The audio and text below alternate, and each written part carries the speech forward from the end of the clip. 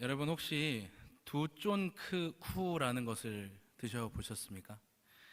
예, 지금 우리 성도님들 표정을 보니까 그게 뭐냐 뭐 이렇게 이런 표정들도 보이시는 것 같습니다. 아마 처음 들어보시는 분들이 꽤 계실 것 같습니다. 이 두쫀쿠라는 것은 이 요즘에 유행하고 있는 디저트입니다. 두바이 쫀득 쿠키의 줄임말입니다. 예, 두쫀쿠. 저는 우리 교회 한 청년이 이것을 사다 줘서 아내와 함께 먹어봤는데 정말 너무 맛있었습니다.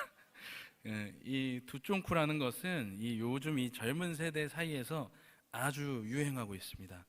이걸 먹으려면 기본 30분에서 40분 줄을 서야 하고요. 한 사람당 살 수 있는 개수도 정해져 있습니다. 우리 자녀를 키우시는 성도님들 오늘 집에 가셔서 한번 이렇게 말씀해 보십시오. 좀 아무렇지 않게 모르는 척하면서 요새 두쫑쿠 있다는데 한번 먹어보고 싶네. 그랬는데 며칠 뒤에 그걸 사왔다? 그건 부모님을 사랑하는 겁니다. 네. 이 쿠키가 왜 이렇게 유명해졌느냐 하면 맛도 맛이지만 바로 식감에 있습니다. 사람들이 이 디저트를 처음 먹고 이렇게 말합니다. 생각했던 쿠키가 아닌데? 겉이랑 속이 완전 다르다. 이거는 먹어봐야 된다. 그래서 이 쿠키 안에 들어가 있는 재료 중에 이 카다이프라는 재료가 있습니다. 사실 이 재료의 원가가 원래는 비싸지 않았는데 이 두쫀쿠가 유행을 하면서 갑자기 가격이 폭등했습니다. 그래서 지금은 이 재료를 사려면 미리 예약까지 걸어놔야 할 정도입니다. 그래서 이 카다이프라는 재료는 밀가루 반죽을 아주 가늘게 이렇게 실처럼 뽑아낸 중동 지역의 이 국수와 같은 재료입니다. 마치 머리카락처럼 가늘게 뽑은 반죽을 바삭하게 구워서 사용합니다. 이 바삭한 카다이프를 그 쿠키 속에 넣고 그리고 겉에는 마시멜로나 누가와 같은 그런 쫀득한 재료를 입힙니다. 그래서 겉은 쫀득하고 속은 바삭한 전혀 예상하지 못한 그런 식감이 만들어지는 것입니다. 그래서 우리가 겉만 이렇게 만져보면 이거 쫀득한 쿠키구나 이렇게 생각할 수 있는데 한 입 먹는 순간 속에서 전혀 다른 세계가 펼쳐집니다. 우리 교회에 이 청년들이 이 두쫀쿠를 엄청 좋아합니다. 그래서 두쫀쿠 맛집을 찾아다니는 청년도 있습니다. 그래서 청년들에게 제가 물어봤습니다. 두쫀쿠를 어떤 맛으로 표현할 수 있냐 물어보면 대부분 이렇게 대답합니다. 이건 설명할 수가 없습니다. 먹어봐야 목사님 알 수 있어요. 겉으로 봐서는 절대 모릅니다. 여러분 이 말이 어디서 많이 들어본 말 같지 않습니까? 우리가 복음을 생각해 보면 그렇지 않습니까? 복음은 설명으로는 다 전해지지 않습니다. 겉으로 보면 너무나 단순해 보이죠. 예수님께서 십자가에 달리셔서 돌아가시고 또 사흘 만에 부활하셨습니다. 그리고 우리가 그것을 믿으면 구원을 얻습니다. 우리는 이 이야기를 너무나 많이 들어왔습니다. 그래서 어떤 분들에게는 복음이 더 이상 특별하지 않게 느껴지실 수도 있습니다. 우리 젊은 세대들에게 이 두바이 쫀득 쿠키가 왜 특별하게 다가왔을까 생각해 보면 그 이유 중 하나는 겉과 속이 다르기 때문입니다. 겉은 쫀득해 보이는데 속에는 바삭한 힘이 숨어 있습니다. 그 속에 들어있는 것이 이 쿠키를 전혀 다른 것으로 만드는 것입니다. 복음도 이와 같습니다. 겉으로 보면 연약해 보입니다. 십자가에 달려 죽은 이야기입니다. 패배처럼 보일 수 있는 이야기입니다. 그러나 그 복음 속에는 하나님의 두나미스가 들어 있습니다. 죄를 깨트리는 능력, 사망 권세를 이기는 능력, 사람을 새롭게 만드는 능력이 그 안에 숨어 있는 것입니다. 사랑하는 삼원대길교회 성도님들, 혹시 우리는 복음을 겉으로만 알고 있지는 않으십니까? 우리에게 너무나 친숙하고 익숙하다라는 이유로, 또는 너무 많이 들었다는 이유로 복음 안에 있는 그 능력을 놓치고 살지는 않고 계십니까? 저는 그래서 오늘 말씀의 제목을 이렇게 한번 지어봤습니다. 존구, 두나미스, 존귀하신 구원의 하나님. 오늘 우리는 복음이 왜 능력인지, 그 능력의 근원이 어디서 오는지, 그리고 그 능력이 무엇을 이루기 위해 우리 삶 가운데 역사하시는지를 말씀을 통해 함께 살펴보려고 합니다. 오늘 말씀을 통해 우리가 먼저 살펴볼 것은 이것입니다. 첫째로, 복음은 겉으로 보기에 약해 보여도 실제로 하나님의 능력이라는 사실입니다. 바울은 오늘 본문에서 이렇게 말하고 있습니다.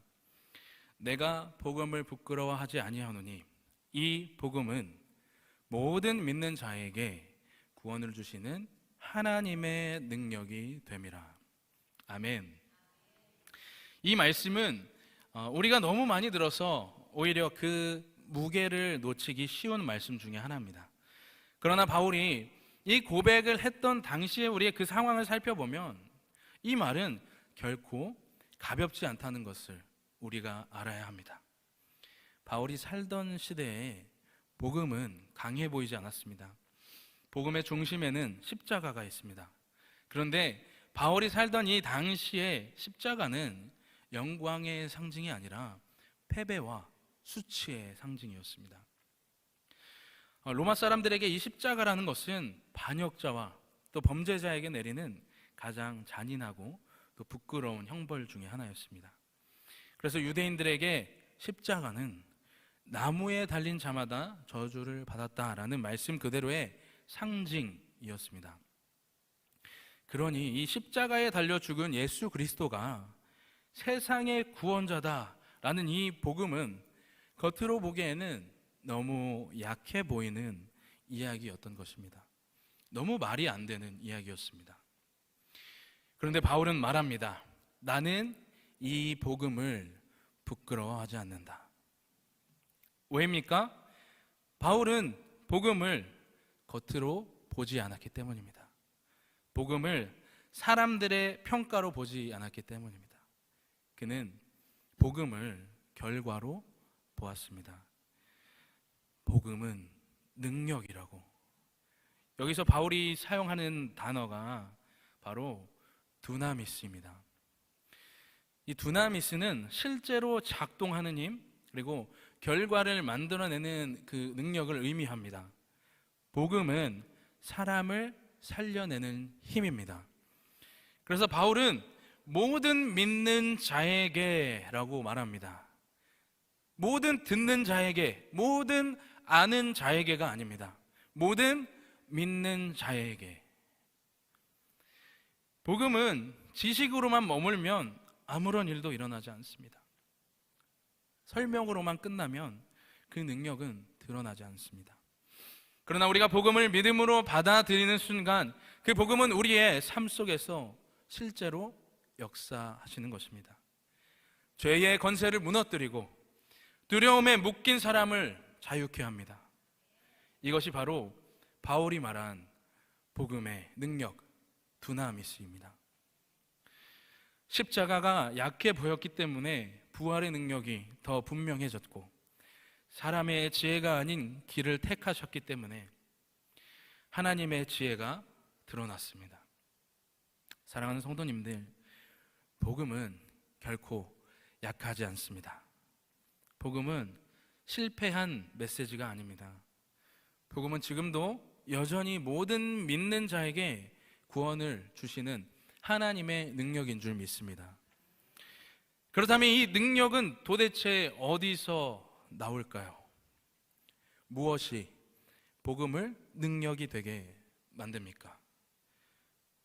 오늘 본문을 통해 우리가 살펴볼 것은 이 복음의 능력은 바로 존귀하신 하나님에게서 나온다라는 것입니다. 복음의 능력의 근원은 바로 존귀하신 하나님이십니다. 우리가 아까 찬양에도 계속 고백했죠. 예수 어린 양 존귀한 이름. 그러니까 우리는 흔히 이 능력이라고 하면 사람의 어떤 힘을 떠올리곤 합니다. 뭐 말을 잘하는 사람, 아니면 카리스마가 있는 사람, 또 설득력이 있는 사람, 또 많은 사람들을 또 이렇게 움직일 수 있는 사람. 그러나 바울은 복음을 그런 차원에서 이야기하지 않았습니다. 바울이 말하는 능력, 이 두나미스는 하나님의 존재에서부터 흘러나오는 능력입니다. 그래서 이 능력은 사람이 만들어낼 수 없습니다. 조작할 수도 없습니다. 흉내낼 수도 없습니다. 우리가 지금 이 AI가 점점 더 무서워지는 이 시대지만 AI조차도 흉내내지 못하는 것이 이 복음의 능력입니다. 바울은 이 사실을 자기 인생을 통하여 너무나 잘 알고 있었습니다. 바울은 우리가 잘 생각해 보면 원래 이 바울은 능력이 없는 사람이 아닙니다. 당대 최고의 율법학자인 이 가말리엘의 그 아래에서 학문을 배웠고, 그리고 로마의 시민권을 가지고 있었고, 여러 방면에서 상위권 인생을 살던 사람이었습니다. 그러나 그런 바울의 모든 조건이 그를 구원하지 못했습니다.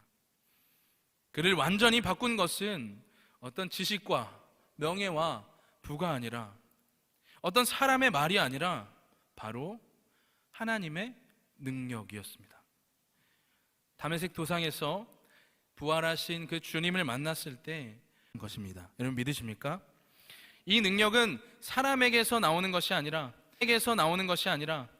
존귀하신 하나님께로부터 흘러나오는 것입니다. 여기서 우리가 꼭 짚고 넘어가야 할 것이 있습니다. 바로 이 존귀하신 하나님이라는 표현입니다. 이 존귀하신이란 표현은 사실 오늘 본문에서는 나오지 않습니다. 그러나 저는 이 표현을 좀 의도적으로 꼭 붙이고 싶었습니다. 왜냐하면 이 존귀하시다라는 말은 하나님이 단지 능력이 많으시다라는 뜻만 있는 것이 아니기 때문입니다. 이 존귀하시다라는 말은 하나님의 능력 이전에 하나님 존재 자체를 말하는 표현이기 때문입니다. 하나님은 거룩하시고 완전하시고 또 흠이 없으시며 영광 가운데 계신 분인 줄 믿습니다.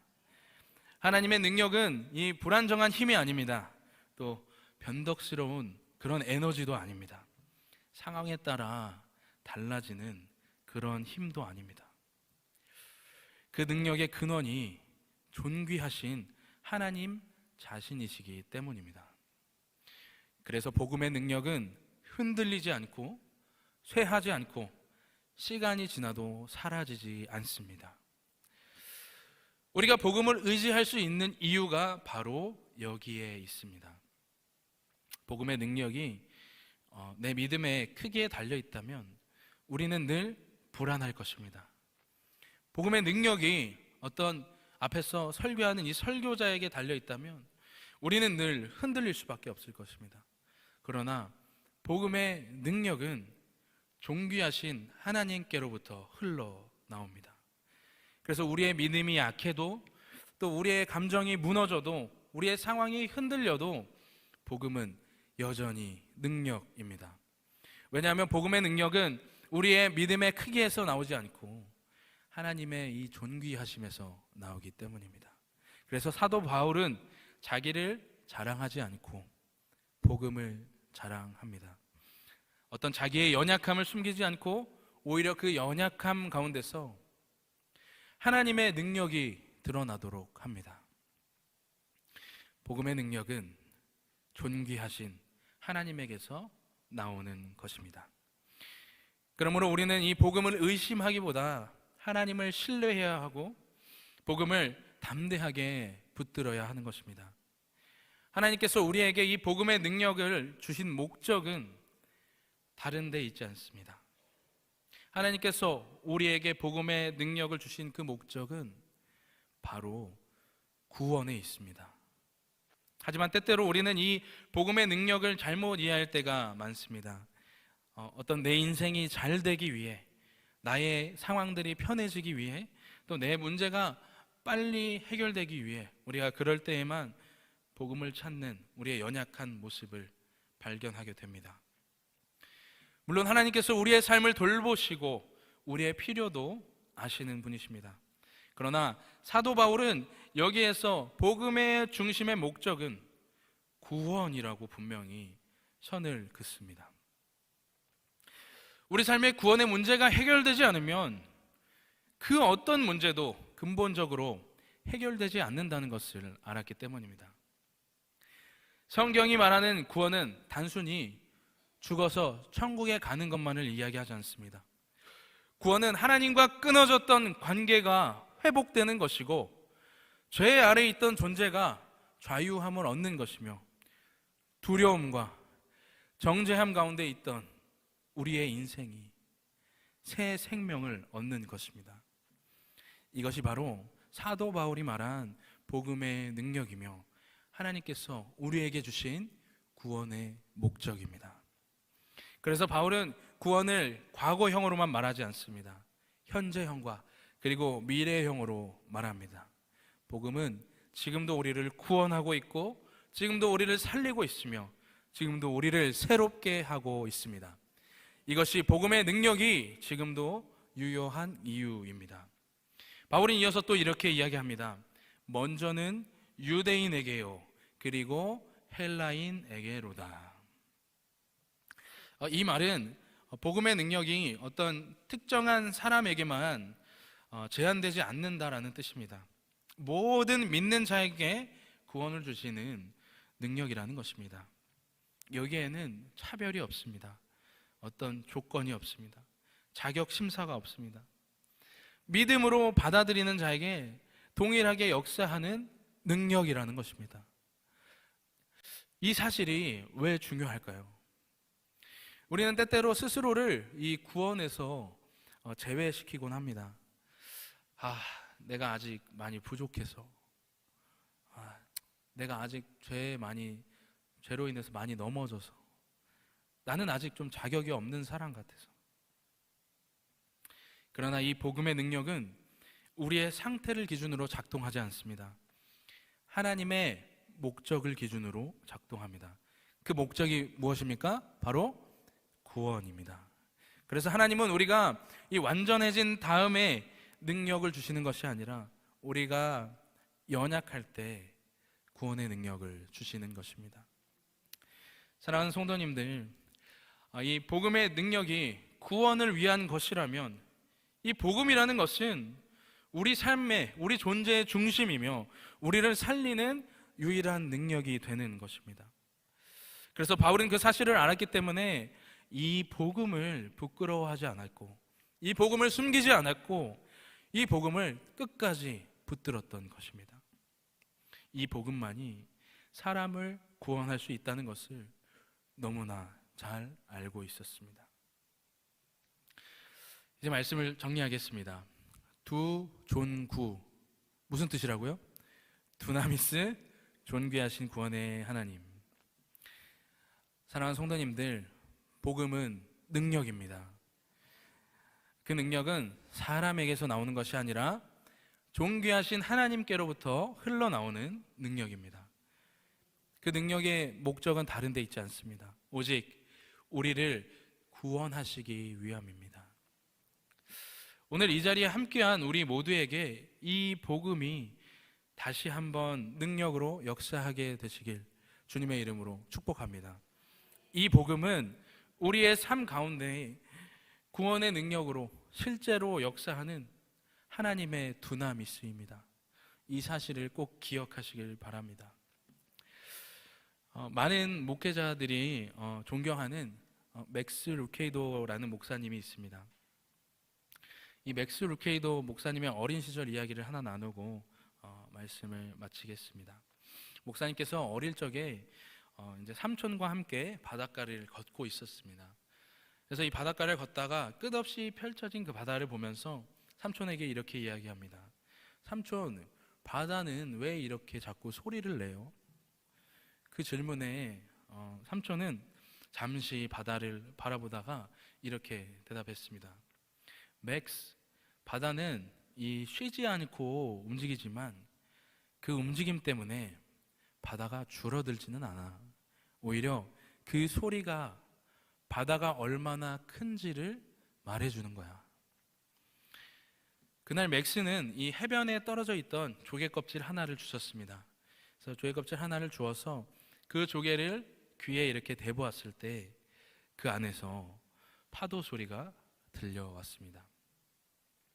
아주 작은 조개 껍질 안에 그 거대한 바다의 울림이 담겨 있었습니다. 맥스 루케이도 목사님은 훗날 이 장면을 떠올리시면서 이렇게 고백합니다. 나는 그때 너무 작았고 바다는 너무나 컸지만 그 작은 조개 껍질 안에 바다의 소리가 담겨 있었던 것처럼 연약한 인간의 마음 안에도 하나님의 위대한 역사가 담길 수 있다는 사실을 그때 처음 깨달았다고 합니다. 오늘 우리가 나눈 이 말씀과 이 장면이 너무 닮아 있음을 느낍니다. 우리가 복음을 겉으로 보면 아주 심플하고 단순해 보입니다. 그리고 짧은 이야기이고 우리가 너무나 많이 들어온 이야기입니다. 그러나 그 복음 안에는 우리가 다 헤아릴 수 없는 하나님의 능력, 하나님의 두나미스가 담겨 있는 것입니다. 우리의 믿음은 작고 우리는 연약하고 우리의 삶은 흔들릴 때가 많지만 그 안에 담긴 복음은 결코 작지 않음을 믿으시길 바랍니다. 복음의 능력은 우리의 믿음의 크기에서 나오지 않습니다. 어떤 우리의 감정의 상태에서 나오지 않습니다. 바로 존귀하신 하나님께로부터 흘러나오는 능력입니다. 그리고 그 능력의 목적은 다른 데 있지 않습니다. 오직 우리를 구원하시기 위함입니다. 죄를 깨트리고 두려움을 무너뜨리고 하나님과 끊어졌던 관계를 회복시키는 구원의 능력인 것입니다.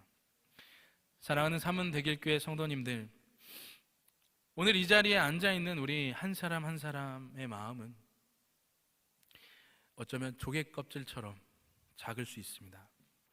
그러나 그 마음 가운데 그 마음 안에 우리가 복음이 담기는 순간 그 안에서 하나님의 능력이 울리기 시작합니다. 설명으로 머무는 말씀이 아니라 우리의 삶 가운데 구원의 능력으로 실제로 역사하는 하나님의 두나미스가 되는 것입니다.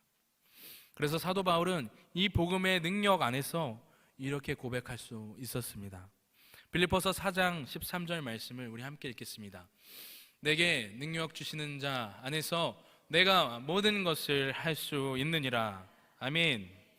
이 고백은 존귀하신 하나님께서 주시는 그 능력 안에서 내게 맡겨진 삶을 끝까지 감당할 수 있다는 믿음의 고백인 줄 믿습니다.